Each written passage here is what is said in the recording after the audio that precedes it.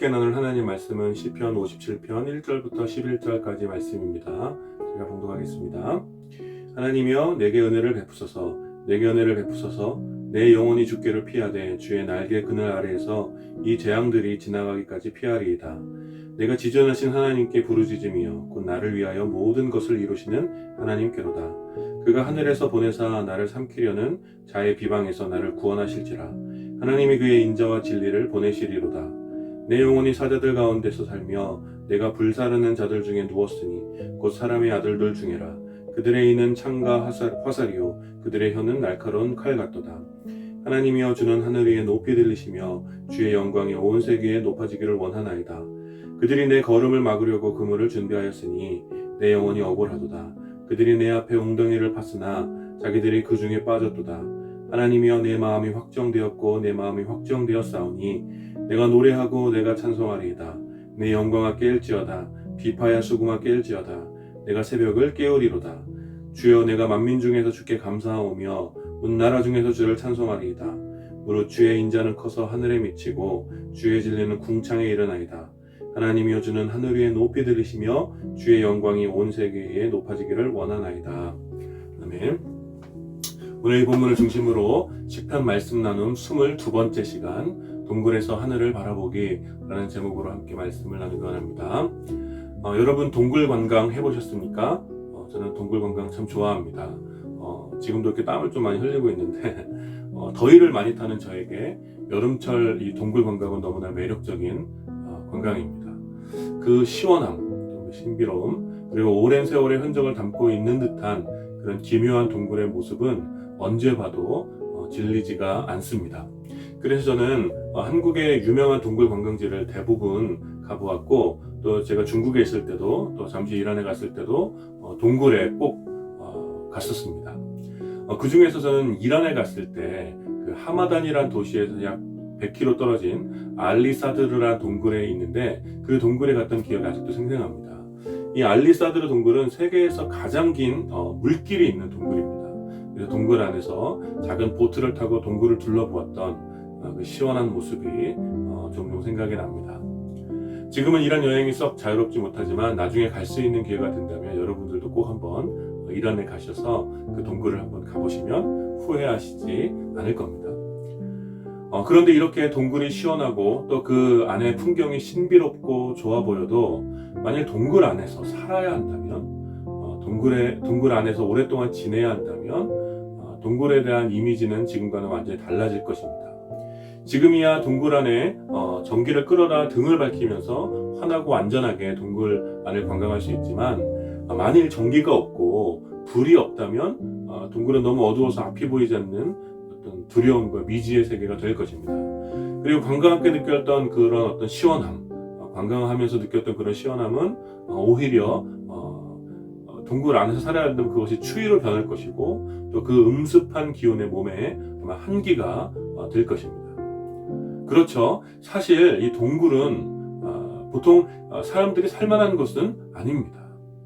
그래서 역사적으로나 또 어떤 영화나 드라마에서 보면 도망자들이 몸을 피할 때, 뭔가 추격을 받는 사람들이 몸을 피할 때 숨을 곳을 더 이상 찾지 못할 때 잠시 피할 곳으로 동굴을 찾곤 합니다. 그래서 동굴 안에서 누군가가 살았다, 동굴 안에서 누군가가 살았다라는 이야기는 대부분 어떤 슬픈 도망자들의 사연들과 함께하는 경우가 많이 있습니다.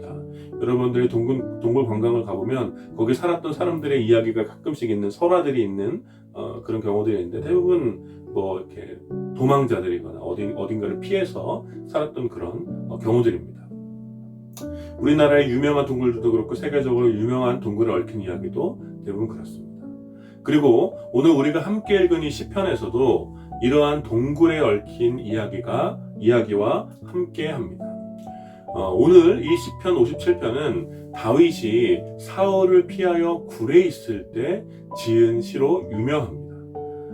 다윗이 동굴로 피했다는 것은 정상적인 곳에서는 더 이상 살 수가 없어서 정상적인 곳에는 더 이상 피할 곳이 없었다라는 것을 의미합니다. 다윗을 죽이기 위한 사울왕의 집요함은 다윗과 다윗을 따르는 소수의 사람들을 끊임없이 압박해 왔으며 아마도 다윗과 그의 무리들은 사람들의 눈을 피해 최대한 조심스럽게 이동을 하다가 드디어 동굴을 찾고 그 안에서 숨죽여 숨어 있었을 것입니다. 그래서 다윗은 오늘 시편의 1절에서 두 가지의 단어를 반복해서 노래합니다. 하나님 내게 은혜를 베푸소서, 내게 은혜를 베푸소서. 그리고 내 영혼이 주께로 피하되 이 재앙들이 지나가기까지 피하겠습니다. 은혜를 베풀어 달라는 말의 반복, 그리고 주께로 피하겠다는 말의 반복은 지금 다윗의 상황이 얼마나 절박한지를 아주 잘 보여주고 있는 말이지요. 여러분, 동굴로 피한 다윗에게 무슨 전략이나 계획이 있겠습니까? 다윗에게 남은 것은 오직 절박함 뿐이었습니다. 그래서 다윗은 자신의 절박함을 들어줄 한 분을 찾고 부르짖고 있는 것이죠. 다윗이 비록 생명을 지키기 위해 생명을 보존하기 위해 광야를 지나 동굴까지 도망쳐 왔지만 그럼에도 불구하고 다윗에게 하나님은 다윗을 위하여 모든 것을 이루어 주시는 하나님이셨습니다. 그래서 다윗은 그 하나님 앞에 자신의 처한 상황의 절박함을 토로합니다. 3절과 4절과 6절의 말씀에서 다윗은 그런 상황을 잘 보여줍니다. 다윗을 죽이려는 자들의 비방이 가득하며 굶주린 사자떼의 한 복판에 있는 것과 같은 그런 삶의 연속이었고, 다윗의 원수들은 다윗을 죽이기 위해 함정을 파놓고 다윗을 기다리고 있었습니다. 즉 다윗은 생명을 지키기 위해서 한순간의 방심이나 실수도 허용되지 않는 그런 어떤 절박한 상황에서 어떤 칠흑 같은 어둠이 덮여있는 동굴로 숨게 된 것입니다. 여러분, 한번 다윗의 마음을 한번 상상해 보십시오. 정상적으로 거리를 돌아다닐 수 없으며 평범한 일상은 그에게 사치였고, 낮에는 어두운 동굴 안에서, 밤에는 어두운 밤하늘 아래에서 계속해서 어두움 속에 지내야만 했던 다윗의 마음을 한번 헤아려 보십시오. 이 비참한 상황에서 다윗은 오늘 시편을 통해 주님의 은혜를 구하며 주님께 피하겠다라고 그 절박함을 노래하고 있는 것입니다. 다윗은 지금 도망의 끝, 이 동굴에까지 이르게 되었고, 자신을 죽이려는 사자떼와 같은 군대 앞에서 어린 양과 같이 초라한 상태로 있는 것입니다. 그러나 다윗은 그 동굴 속에서도 믿음을 잃지 않고 소망 대신 하나님의 은혜를 구하고 있습니다.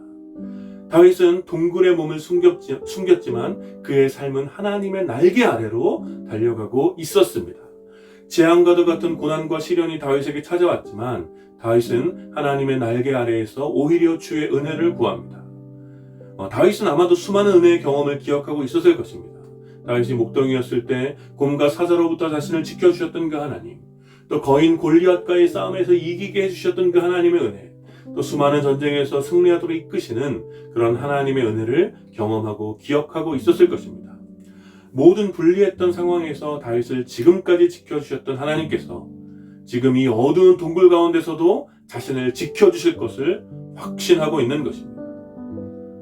다윗은 이러한 하나님의 은혜를 하나님께서 보내신 인자와 진리라고 표현하고 있습니다. 여러분, 이 은혜를 다윗을 지켜주셨던 이 은혜를 보호해 주셨던 이 은혜를 인자와 진리라고 노래한 이유는 하나님께서 다윗을 지켜주셨던 그 까닭이 다윗이 사울 왕보다 더 정의롭거나 가였기 때문이 아니라 오직 하나님께서 다윗을 먼저 사랑하셨기 때문이며 다윗을 향한 언약을 진실하게 기억하시는 분이시기 때문입니다. 그래서 다윗은 자신의 어떠함을 가지고 은혜를 구하는 것이 아니죠. 나의 이런 상황들을 가지고 은혜를 구하는 것이 아니라, 또는 하나님 앞에서 자신의 어떤 잘한 것들을 가지고 은혜를 구하는 것이 아니라, 뭔가 대가를 얻듯이 그런 은혜를 구하는 것이 아니라 오직 하나님의 인자하심과 진리를 의지하여 은혜를 구하고 있습니다. 그리고 이러한 믿음을 다시 확인한 다윗은 이제 한 가지를 결단하지요. 7절 말씀에 나와 있는 것처럼 하나님이여 내 마음이 확정되었고 확정되었사오니 내가 노래하고 찬송하리이다. 아멘. 지금 다윗은 다시 마음을 확정하겠다고 결단합니다. 다윗 앞에 놓인 그런 어떤 불리한 상황들과 또 두려움과 위협 앞에서 다윗은 마음을 확정합니다. 다윗의 확정된 마음은 무엇입니까? 그것은 바로 하나님을 노래하고 하나님을 찬송하겠다라는 것입니다. 아마 한탄과 탄식, 또 고통의 소리와 통곡, 불평과 저주의 소리가 더 어울릴 것 같은 그런 초라한 동굴 앞에서, 그런 상황과 그런 장소 앞에서 다윗은 오히려 하나님을 찬송하겠다고 그 마음을 확정한 것입니다. 그것은 자신 앞에 모든 상황에서 자신을 구원해줄 유일한 분이 바로 오직 하나님뿐이심을 다시 한번 다윗이 확인했기 때문입니다. 따라서 다윗이 할 수 있는 가장 첫 번째 그리고 유일한 일은 하나님을 신뢰하며 찬송하는 것이었습니다. 나를 위해 모든 것을 이루실 그 하나님을 믿을 때 지금의 상황을 뛰어넘는 하나님의 자비하심을 보게 되는 것이죠. 그렇게 될 때 우리의 마음은 감동하여 하나님을 찬송하게 되는 것입니다. 다윗은 지금 동굴 안에 있습니다. 동굴 안에서는 하늘을 볼 수 없고 좁고 어두운 공간 안에서 아마 실패의 냄새만 가득한 그런 상황이었을 것입니다. 온통 어두움과 흑암과 그런 상황들이었다는 것이죠. 그러나 다윗은 그 어두운 동굴에서도 하늘을 바라보고 있습니다. 다윗은 온 하늘에 가득한 하나님의 인자하심과 온 땅에 충만하게 알려질 주님의 진리를 바라봅니다. 어디에서요? 바로 그 어두운 동굴 안에서. 그 어두운 동굴 안에서 온 하늘에 가득한 하나님의 인자하심과 온 땅에 충만하게 알려질 주님의 진리를 바라보는 것이죠. 그리고 그 하나님을 노래하는 것입니다. 주는 하늘 위에 높이 들리시며 주의 영광이 온 세계 위에 높아지기를 원합니다. 이 장엄한 노래 앞에서, 이 위대한 노래 앞에서 다윗을 공격하고 위협하는 그 모든 대적들은 한없이 작게 느껴지고 다윗이 느끼는 두려움은 초라하게 보이는 것입니다. 그래서 다윗은 모든 사람들 가운데서 또 모든 나라 가운데서 모든 악계로 하나님을 찬양하겠다고 선포합니다. 어두운 동굴로 숨은 초라한 다윗이었지만 그 절망의 상황에서 오히려 다윗은 하나님의 장엄하심과 하나님의 그 자비와 진리와 영광을 바라보며 주님을 찬양하는 것입니다. 할렐루야. 이것이 바로 시편 57편의 내용입니다. 사랑하는 여러분, 여러분은 지금 어떤 동굴 안에 갇혀 있습니까? 여러분들의 삶을 추적하여 두렵게 만들고 초라하게 만드는 그런 상황들은 무엇입니까? 많은 사람들이 쫓기듯 하루하루를 살아가지요.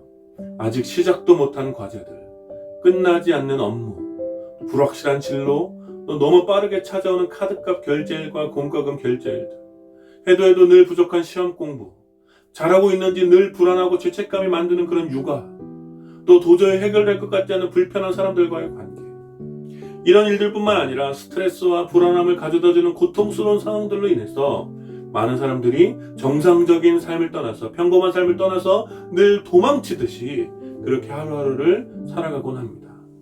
그래서 어떤 사람들은 약간의 도망자가 될 수도 있고, 또 어떤 사람들은 막다른 동굴 안까지 도망쳤을 수도 있고, 그리고 도망치고 오늘의 현실을 도망치고 싶어하는 사람들이 있을 수 있습니다.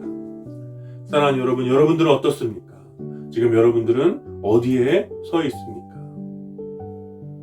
어쩌면 우리들의 삶은 어두운 동굴 안에서 자신의 초라함에 직면하여 불안한 하루하루를 살아갈 수도 있습니다.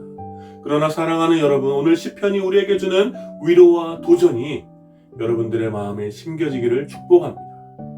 늘 쫓기듯 살아가는 우리들의 일상, 눈앞에 분주함과 불안함에 사로잡혀 어두운 현실만 보일 수 있지만 우리에게는 우리를 사랑하셔서 모든 일을 이루시는 하나님의 인자하심과 진실하심이 있음을 기억하시는 여러분들이 되기를 축복합니다. 그래서 우리는 우리의 마음을 확정하여 하나님을 찬송하게 되는 그런 삶을 살아야 하는 것입니다. 다윗이 피했던 동굴의 모든 상황은, 다윗이 피했던 지금 이 시편을 기록하는 이 다윗의 상황은 오히려 스스로 저주하고 삶을 포기하게 만들기에 완벽한 상황이었죠. 거기에는 그 어떤 소망이나 그 어떤 희망의, 그 어떤 기쁨과 즐거움의 모습은, 그런 상황들은 없었습니다.